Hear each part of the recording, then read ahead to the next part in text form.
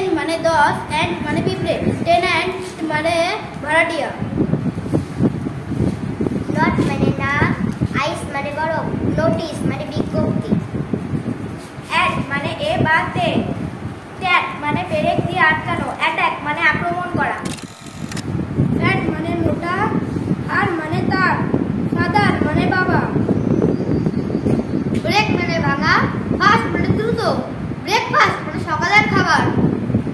Carry মানে বহন করা, অন মানে উপর, ক্যারি অন মানে গলিত মাংস।